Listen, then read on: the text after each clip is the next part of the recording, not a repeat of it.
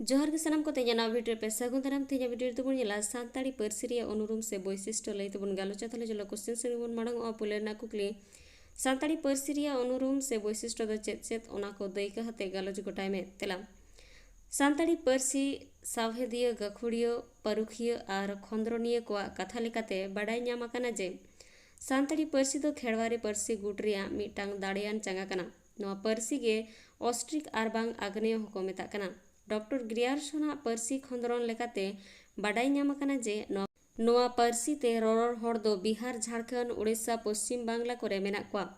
नोआ बेगर भारत बाहेर रे दो बांग्लादेश भूटान नेपाल मॉरिशस एमान एमान दिसोम करे मेना कोआ नितो सानताड़ी पार्सी ते ररर हर दो आबो दिसोम रे 1,25,00,000 खन हो बढ़ती सानताड़ दो एटा तपसिली जाति खन लेखारे अडी गे को ढेरोआ सानताड़ रेन सानाम तपसिली जाति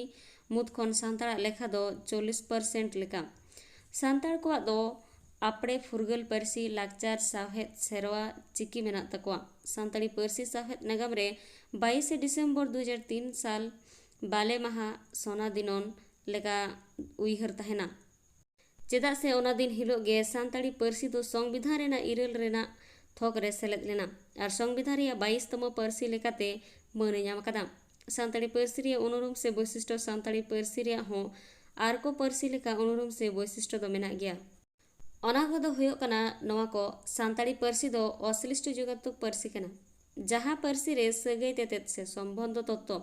जतोय साला मेने तेतेत से अर्थ तत्व जतोय तुड़ी तिलबि लेका मेसा कोआ ओनागे अश्लिष्ट जुगातुक पार्सी कना जेलेका सगुन दो बोलाते खेल कना नोडे सगुन मेनेत आना अर्थ तत्व दो सगैयाना संबंध तत्व बोल दो मेनेत आना अर्थ तत्व आते दो सगैयाना संबंध तत्व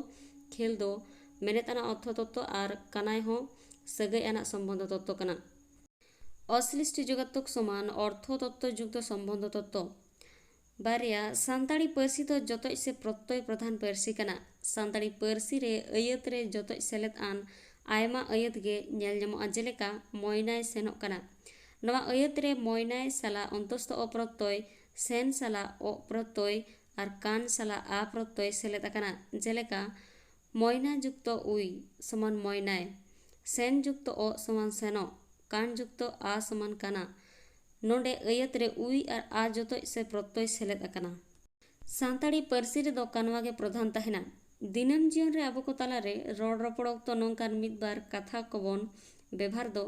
जहाँ कानवा सोरेसान कथा कान गया जेलेका जमई ᱧᱩᱭᱟᱹᱧ सेनोअᱧ एमान एमान नोडे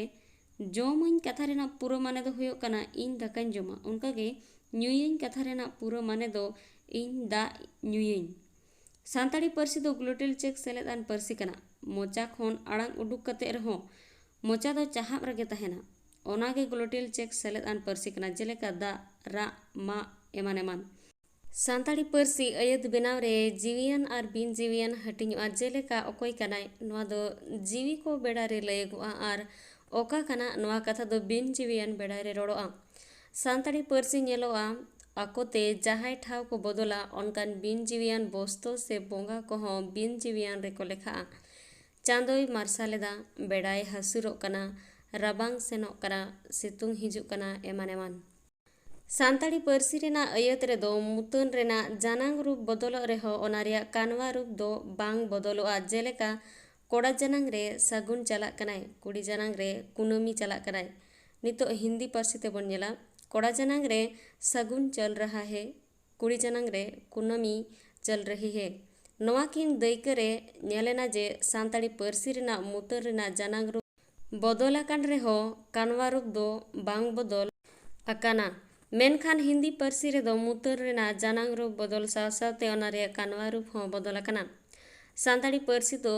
गहला सेलेद आन पार्सी कना सानताड़ी पार्सी दो गहला सेलेद आन पार्सी कान गया चेदा से सानताड़ी पार्सी रे दो गहला टुडा रिया लगात बढ़ती नेलोगोआ जेलेका दै मै गई नै दल दड़ एमान एमान वीडियो तो नोडे मुचादेना वीडियो मुचाद बेñal लगित सानम को गे साय साय सरहाव नेक्स्ट यार हम मिटा ना वीडियो ते सेटरवा थिन दा नोडे मुचादेया सगुन।